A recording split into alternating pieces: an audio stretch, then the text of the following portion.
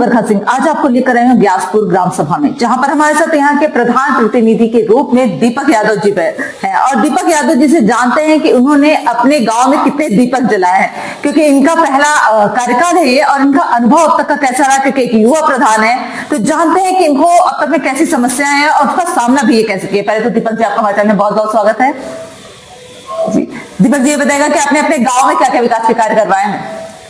जैसे कि आपने कहा मैडम कि कितने दीपक जलाए हैं जी, तो हमने अपने 4 गांव में सूर्य ऊर्जा की व्यवस्था कराई है। अरे वाह। लाइट नहीं रहती फिर भी लाइट जलती रहती है और सारे खंभों में लाइट लगवाई है।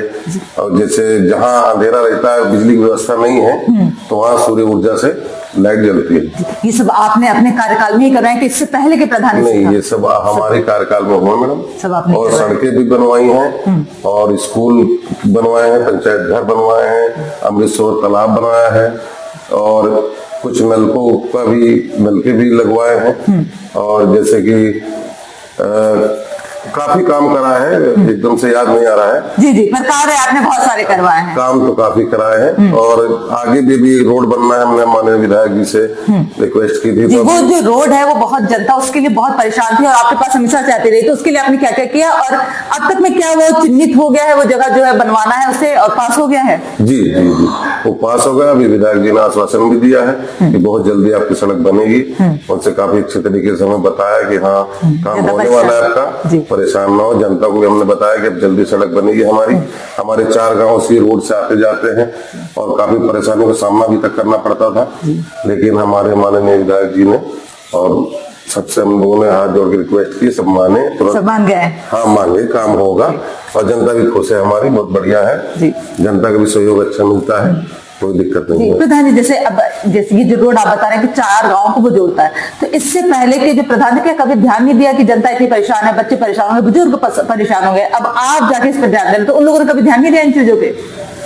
मैडम ये पहले के विषय, इसमें हम कुछ नहीं कह सकते, पर आप अपने तरीके से सारे कार्य करवा रहे हैं। जी, जो हमसे हो सकता है, जहाँ तक हम आवाज पहुँचा सकते हैं। हमने माननीय DPR जी को भी लिख के दिया, हमारे यहाँ एक बड़ा घर भी बनना चाहिए, उन्होंने भी आश्वासन दिया कि बन जाएगा। जगह है आपके पास? जगह हमारे पास है मैडम।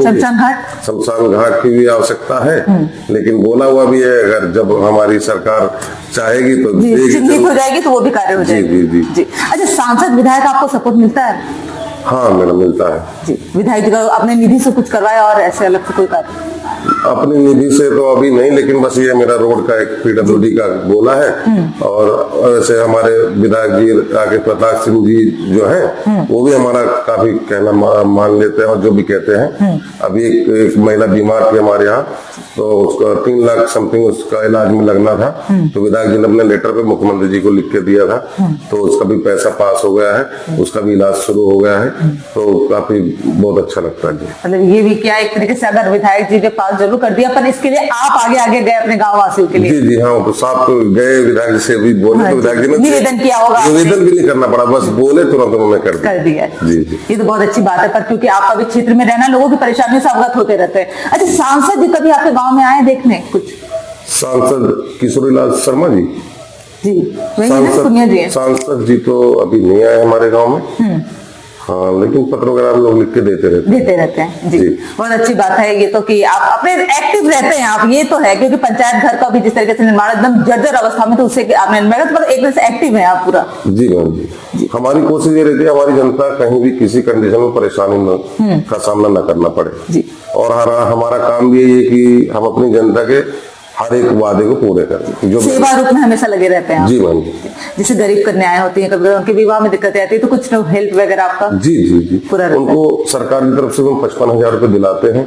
और जो महिलाएं गरीब है उनको अगर प्रेग्नेंट होती हैं तो उनको लगभग, लड़की होती है 31,000 और लड़का होता है तो 26,000 उनको दिलवाया जाता है। श्रम विभाग की योजना है ये। तो ये योजनाएं जो है लोगों को तो बहुत सारे पता ही नहीं है, तो वो आप धरातल पे उतार देते हैं। हमने काफी लोगों को दिलवा चुके, और जैसे कुछ महिलाएं या विधवा हो गई हैं या उनका हस्बैंड एक्सपायर हो गया या उनकी पत्नी एक्सपायर हो गई है, दोनों में से एक भी एक्सपायर हो गया, 2 बच्चे का छोटे हैं, तो उनका हमने 5-5 हजार रुपए मंथली बंधवाया हुआ है श्रम विभाग से। उनको मिलता है हमारे गाँव में काफी लोगों को, तो सरकार की ये योजनाएं मिल रही है हमारे।